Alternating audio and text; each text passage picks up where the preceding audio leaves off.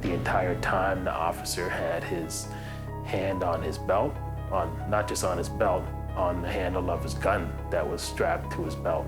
That was just absolutely horrifying to know that, they were willing to take it that far, and they were letting me know. Even their own admission of fault and apology of their own administration or management, they dismissed that and they deepened the wound by appealing the verdict. During that time, it was just complete humiliation. All the verbal interactions were hostile and, just a typical authoritarian tone. A wave of emotions hit me like a tsunami. I could not articulate what is happening. In my mind, it's like, you know what, Kirk? I gotta make a stand. I gotta be able to do something to help somebody that's not able to fight, because I knew I was in a position to fight. My position was, I got a big mouth and I'm gonna use it.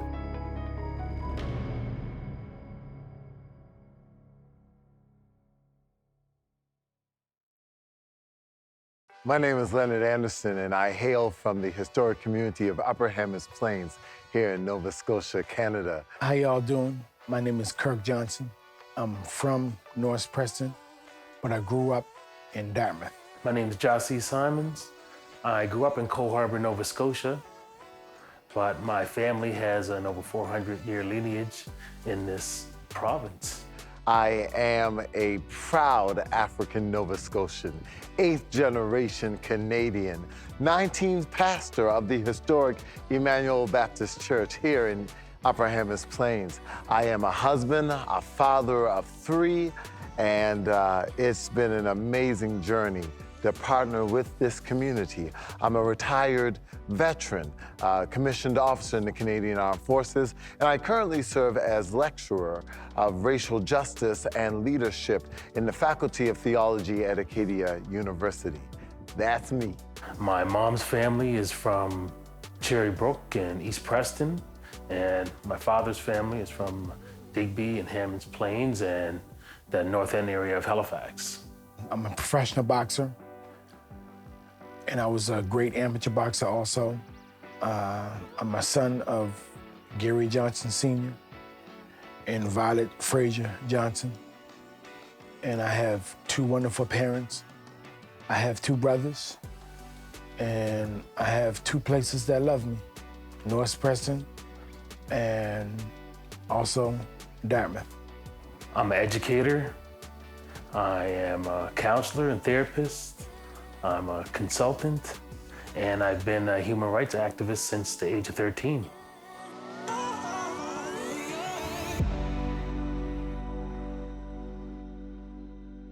April 8th of 1998, me and my cousin was driving past Micmac Mall, and we looped back around on Main Street across from Tim Hortons. Police stopped us and started telling me that I don't have the right insurance, that I don't have registration, that my car is illegal. I kept showing them my insurance, I kept showing them my registration, I kept showing him all the ID that I had, and he was getting irritated. I was getting rude. He was walking away from me, wasn't accepting none of my information I gave him. It was me and my cousin were together, and I just told him, I said, listen, I said, here's the information right here, and he would just turn his back on me, being rude on purpose, and wouldn't accept it. And I just told him, I said, listen, I don't want no trouble with you guys, but if you, because he was threatening me, saying he's gonna take my car. And I said, if you take my car, you and I is gonna have a big, big, big problem. The assistant manager of Sobeys, during the proceedings, the same woman that approached her and accused her admitted her own wrongdoing, admitted that she acted inappropriately. Listen, you got the choir singing, because finally there was an acknowledgement. But what caused ripples in our community, it was when Sobeys decided to dismiss even their own admission a fault, an apology of their own administration or management. They dismissed that and they deepened the wound by appealing the verdict. January, I believe the month was, and it was during the morning hours, probably around 10 o'clock. But it's typical for people where I worked to go across the street to the local coffee shop, and it's directly across the street from where I work.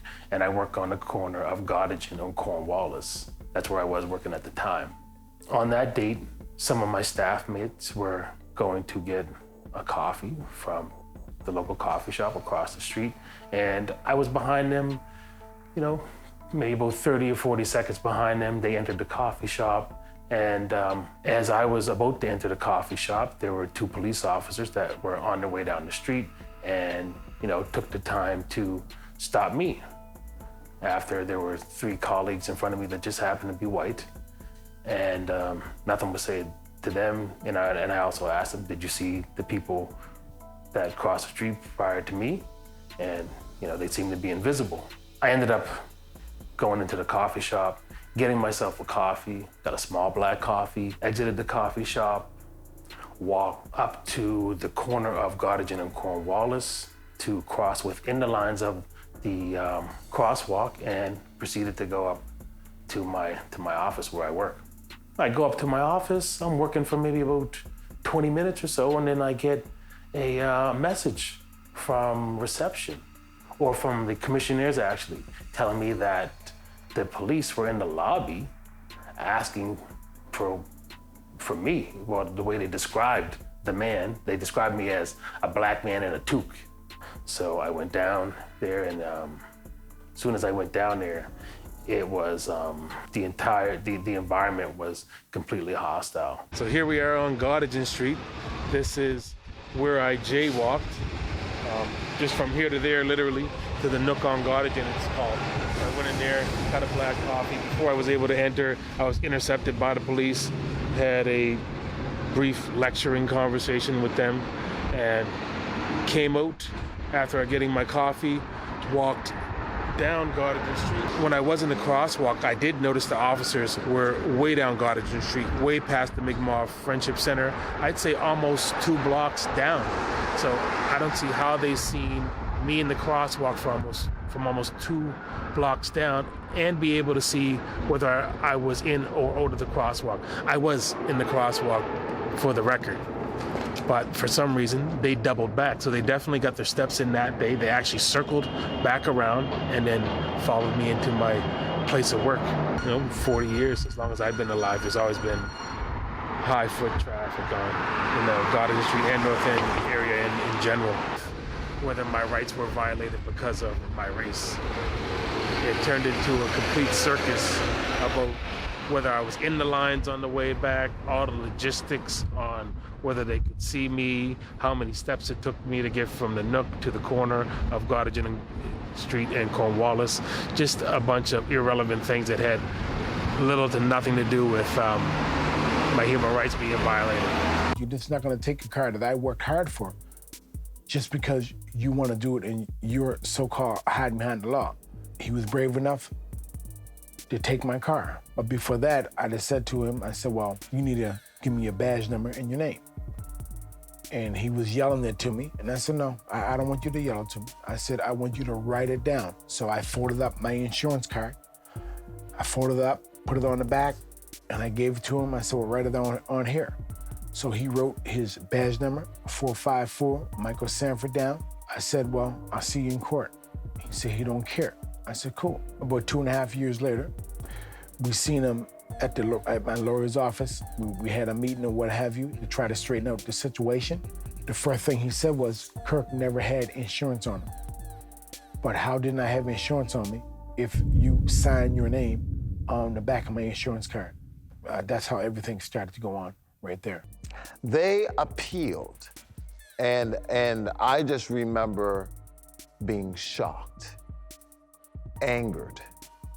A wave of emotions hit me like a tsunami. I could not articulate what is happening. How are you, Sobeys, a prominent, successful business in our country, in deliberately dismissing justice, not acknowledging discrimination, and really crying bias. They appealed on the basis that they felt they were being unfairly treated. They were crying bias, and it did not fall on me. It was not lost on me, I should say. We began writing letters. As a church, I was commissioned and empowered by our board of directors to take a stand. And that we as a church, we're going to start by writing letters to the CEO, to the president of Sobeys, that in this, the international decade for people of African descent, we would choose to make our mark by discrediting the principles of justice and equality. Shame, shame.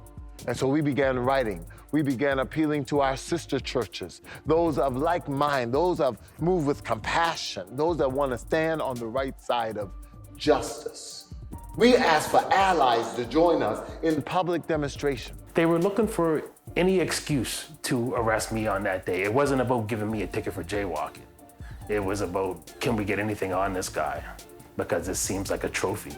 During that time, it was just complete humiliation. All the verbal interactions were hostile, and just the typical authoritarian tone, and the belittling and the intentional humiliation in what clearly was my place of work.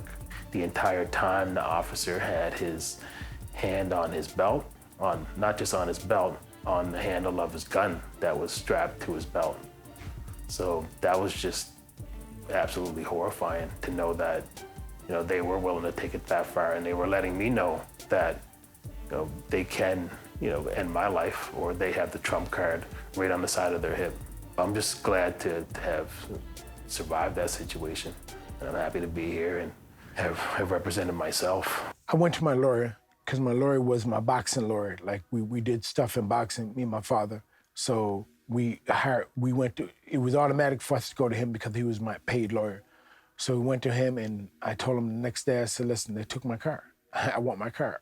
So we went over to the police department.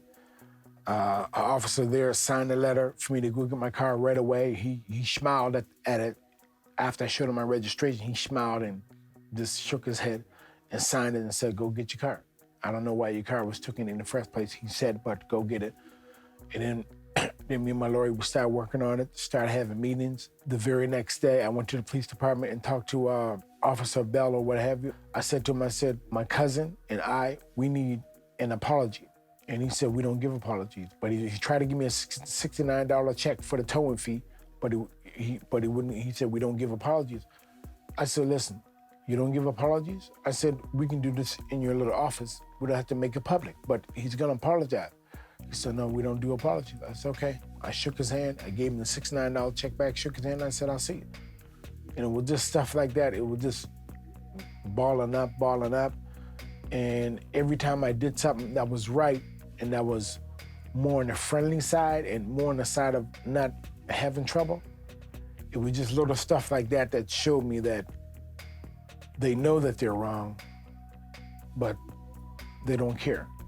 And in my mind, it's like, you know what, Kirk? I gotta make a stand. I gotta be able to do something to help somebody that's not able to fight, because I knew I was in a position to fight. My position was, I got a big mouth and I'm gonna use it. I found the resources to file a human rights complaint online. I knew that I was treated unfairly, humiliated that day. My body and my mind were in a really negative place after that incident. At that time, I printed the forms off, and my initial complaint was probably handwritten. And then I followed up with some typed documents with a lot more details. But it's an online process, and all you have to do is have the documents and be able to tell your story. The outcome of the claim was that, yes, Michael Sanford discriminated against me because I was black. And that meant a lot to me. It opened the door. First and foremost, it made me be just like my role model, Martin Luther King, fighting justice, fighting for my justice. That opened that door. And then it allowed me to be able to show some of my people, some of my peers, that yes, if you take your time, if you be patient, you can go ahead, you can fight, and we can possibly win. Because before the case, while the case was going on, I had a lot of my people saying, Kirk not gonna win that. Oh, them people gonna do this, them people gonna do that. And I would just tell them, I said, they ain't gonna do it because I got something. I got this man written signature, and his claim is gonna be Kirk had no insurance. But you can't say I never had no insurance because you wrote your signature on the back of my insurance. But he didn't know that though. I won the case, and I just, right there and then I just knew that something, even though it took a long time, 5 years of coming back and forth, dealing with it, going through meetings after meetings, people shut me down saying, no, you're right and he's right. And I was telling them, no, how can both of us be right? But yet I get punished or whatever. So after winning the case, it just opened the doors that we can build off of what I did. And years later, you know, every time something goes on, I hear my case mentioned all the time. So I guess it's doing exactly what I wanted it to do. When one suffers, we all suffer. And there is a role for community, common unity. We are better together. There is strength in numbers. And so we were taught from that day on to show up intentionally, to show up deliberately, to be an ally, to be an advocate, you know, because anyone can talk the talk, but you need to walk. People just have to be aware that it's a long journey. It may be a lonely journey, and you don't necessarily need an expert or a lawyer. All you have to do is tell what happened to you, you know, and if the facts prove that you were treated differently based on your race or one of the protected characteristics, then you will most likely be successful. Some atrocities can happen to you, and if you don't have people beside you saying, you know, go ahead with it, we're there for you, and what was done to you wasn't your fault, is wrong. Everybody don't have my intuition. They don't have the intuition that I have. Like, I knew I wasn't wrong. I knew I didn't do anything wrong. But at the same time, I wasn't gonna allow them to just blow this off and punish me for nothing and blow this off. So we have to support those who have this type of situation. We do need the support and need to support everybody, and need some financial support also, because it is draining. And I was in a good position, so it didn't drain me, but to a normal person, it would drain you financially. And if I may issue a challenge, it would be this, that we can't grow weary in well-doing. We have to fight the good fight of faith. So may we never stop working for a safer, equal, more equitable, fair society. We are better together. We sing it all the time in the Black National Anthem. Facing the rising sun, a new day has begun. Let's march on till victory is won. We gotta fight. We have to fight the good fight of faith.